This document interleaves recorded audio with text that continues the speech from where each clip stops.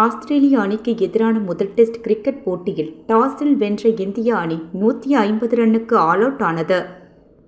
Australia சென்றுள்ள இந்திய அணி உலக டெஸ்ட் சாம்பியன்ஷிப்பில் ஒரு பகுதியாக 5 போட்டி கொண்ட பார்டர் கவஸ்கர் டிராபிள் தொடரில் பங்கேற்கிறது.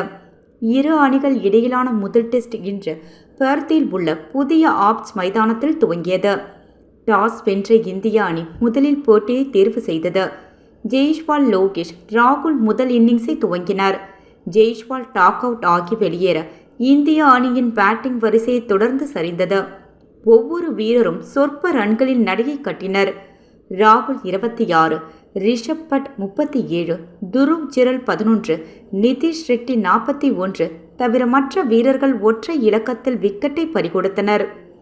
49.4 ஓவர்களில் இந்திய அணி 150 ரன்னுக்கு சுருண்டது. ஆஸ்திரிய தரப்பில் Hazlewood 4 wicket, Starc, Cummins, Mitchell, Marsh தலா 2 விக்கெட்டுகளை வீழ்த்தினர்.